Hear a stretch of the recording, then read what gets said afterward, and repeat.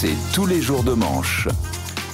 Eh oui, c'est tous les jours Arnaud Et qui est là, bonjour qui est avec nous. au Salut pas de Arnaud. course. Bonjour Charles, Sébastien Krebs-Sella ce matin, Oui. Guillemette Franquet aussi, Manu Le Chypre. Alors ce matin, voilà, c'est Charles qui dirige. Pour lui, c'est un peu la grasse mat. Oui. Il a pu dormir jusqu'à des 4h, Oh 4h30. oui. Large, large. Charles a pu vivre un peu la vie d'Apolline hier soir, se coucher à 20h30, regarder la télé, profiter des 4 personnes qui font du bruit dans son salon. Alors Apolline, c'est ses enfants qui lui demandent « Qu'est-ce qu'on mange ce soir ?» Bon, Charles, c'est pas ses enfants qui lui demandent « Qu'est-ce qu'on mange ce soir ?» Oh non. Pendant ce temps, Sébastien a pris la place de Charles, c'est-à-dire il s'est couché à 17h, il a dû expliquer à sa femme que se lever à 2h du mat, c'était une promotion. Oui. Mais je te jure, c'est bon pour ma visibilité. Un petit café, c'est bon. Allez, on va parler de choses sérieuses, notamment un symbole sérieux. Le ministre de la Santé, Aurélien Rousseau, a déploré qu'Elisabeth Borne vapote à l'Assemblée nationale. C'est interdit par le règlement. D'ailleurs, vous avez noté, l'anagramme de vapoter, c'est pas voter. Ça explique qu'elle soit autant accro au 49.3. Ah oui, pas voter. Pas voter. Bah En oui, deux pas mots, voter. en 2 mots. Oui. Pas du pavot. Jeune drogué. Ok. Bref, quand tu te permets de dire à ta patronne en public « Eh oh cocotte, c'est non-fumeur ici », c'est que le boss est fragilisé quand même. Donc voilà, les rumeurs sur un remaniement en janvier sont de retour. Alors on parle de Gérald Darmanin, de Bruno Le Maire, voire de Sébastien Lecornu pour la remplacer à Matignon. Ouais. C'est les fruits du macronisme.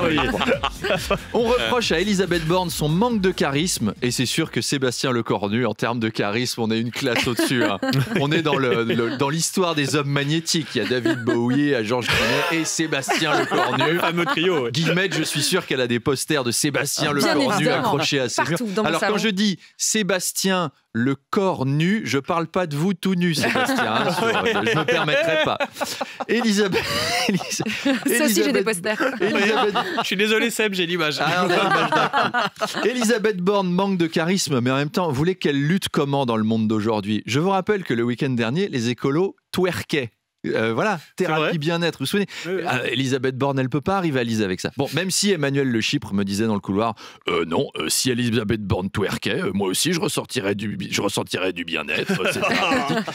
Les écolos twerk, les insoumis crient, Gérard Larcher dit ferme ta gueule à Mélenchon, Elisabeth Borne ne peut pas lutter. On revient à ces nombreux livreurs Uber Eats qui étaient en grève cette semaine. Oui, alors ils protestent contre le nouvel algorithme Uber Eats qui, depuis 3 semaines, fait perdre entre 10 et 40% de leur salaire. J'espère que l'entreprise va vite écouter leurs revendications. D'abord, ce serait bien pour eux. Et ce serait aussi très bien pour les bobos parisiens, parce que là, le 3e et le 11e arrondissement doivent être au bord de la famine. Prune, c'est une catastrophe. Hein. J'ai pas fait à manger moi-même depuis 1998. Il n'y a plus de livreur Uber. Et on n'a plus que 2 tomates cerises sur le potager citoyen en circuit court qu'on a mis dans le balcon. On va crever de faim. On va finir dévoré par les surmulots. On retrouvera nos cadavres dans notre atelier de plasticien. Alors, allons chez Naturalia pour acheter des fruits moches et des légumes oubliés. Mais Prune, je sais même pas comment les cuisiner. Tant pis, sauve les enfants. Même si c'est dangereux, emmène Violette et Basile en banlieue. Leurs vaccinations sont à jour et puis la légende raconte que vous trouverez un aliment traditionnel et qu'est s'appelle kebab. Sauvez-vous. Vivement que ça s'arrange. Oui, vivement pour Prune. Ce week-end a eu lieu le prix de l'humour politique qui récompense le meilleur trait d'esprit de la part d'un homme politique. C'est Édouard Philippe qui a gagné. Il parlait de son apparence physique et il a dit « Si vous pensez qu'il faut être un playboy en France pour être élu, j'ai quand même quelques contre-exemples. » Elle est bonne, je trouve qu'elle est pas mal. C'est vrai qu'on a quelques politiques qui sont assez moches. C'est d'ailleurs l'occasion d'un petit quiz. Cette personnalité politique est-elle moche ou pas ? C'est parti. Éric Ciotti. Non, je plaisante. On va pas faire ce quiz-là. Personne veut d'ennui. Personne veut d'ennui. Non, il y a un vrai quiz. C'est est-ce que cette plaisanterie a été faite par un homme politique ou pas ? A gagné 2 places pour le prochain meeting d'Édouard Philippe au point-virgule. Alors attention, plaisanterie faite par un politique ou pas, c'est parti. Main sur les buzzers. Main sur les buzzers. J'ai longtemps été un jeune conformiste et sans doute formiste était-il de trop. Oui. Et c'est François Bayrou. Ah, pas mal. À la question, si vous êtes élu président, quel sera votre premier voyage à l'étranger ? Jean-Marie Le Pen a répondu Montfermeil. Vrai ou faux ? Non. Vrai. Il l'a osé. Des gens intelligents, il y en a 5 à 6%. Moi, je fais campagne auprès des cons. Oui. C'est possible. C'est vrai, c'est Georges Frêche.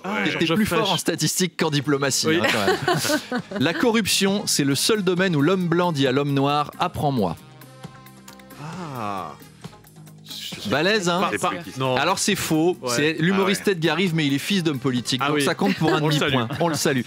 C'est pas plus mal qu'une femme soit élue pour faire le ménage. Ah oui, ça c'est vrai, c'est Valérie Pécresse. Non, c'était Ségolène Royal, mais vous avez raison, c'était une femme. Oui. Une bonne façon d'économiser du chauffage à la maison, c'est de rester plus longtemps au travail. Non, c'est faux. Non, quand même. Et enfin, les stations-service sont le seul endroit en France où celui qui tient le pistolet, c'est aussi celui qui un classique. Allez, bravo Seb, moi je pars jouer. Je vous laisse pour le week-end. Ciao, ciao. Je vais au Hayan et à Poitiers si ça vous intéresse. Voilà, justement, on retrouve Arnaud quand on veut en podcast sur l'appli RMC ou sur scène, partout chez vous, près de chez vous évidemment. À Paris, partout en France. Partout en France. Attention. De Manche Pirate, le face-à-face. Le pirate, le rat-pie Arnaud de Manche. Et là, ce matin, Benjamin Duhamel reçoit dans le face-à-face l'avocat Thibaut de Montbrial. Voilà, Thibaut de Montbrial, comte d'Apremont et de Papincouche, fils d'Aldebert de Malfait et de Thibaut de Montfaucon, viendra nous parler de sécurité intérieure. Parce que c'est pas rassurant, l'intérieur. En plus, l'extérieur, en ce moment, il fait pas rêver non plus. On sait plus où se mettre. On est des chats, on hésite entre rentrer, rentrer, sortir de ce pays. Un des combats de notre invité, c'est de lutter contre la lenteur de la justice. Ça, c'est vrai que ça traîne. D'ailleurs, si les ministres et les députés, voire les anciens présidents qui nous écoutent, pouvaient arrêter d'encombrer les tribunaux, ça arrangerait tout le monde. Alors Thibaut de Montbrial a écrit une lettre ouverte à Emmanuel Macron dans laquelle il dit « Il n'y a pour la France plus de saison. Elle ne connaît que l'hiver de la délinquance, l'hiver de l'immigration, l'hiver de l'islamisme. » C'est Seigneur Météo, en fait, qu'on reçoit ce matin. C'est le Evelyne Delia de droite. Il peut devenir le Géraldine de Maury de CNews. Et oui, Pascal, la météo du jour, des nouvelles du climat d'insécurité, notamment en Seine-Saint-Denis. Sur tout le pourtour de Clichy-sous-Bois, inondation de stupéfiants. Attention aux chutes de jeunes délinquants en scooter poursuivis par la police. Et à Argenteuil, il pleut des fichiers S. Et puis, nous sommes en décembre, c'est bientôt Noël, bien que ces gens-là ne le fêtent pas. Et c'est l'occasion d'admirer un tapis blanc recouvrir les cités de Mantes-la-Jolie, sauf que ce n'est pas de la neige, c'est de la drogue apportée par différents facteurs subsahariens qui provoquent une dépression dans nos studios. À tout à l'heure pour la suite de cette météo. La météo tout à l'heure. Allez. Ah bah oui, peut-être.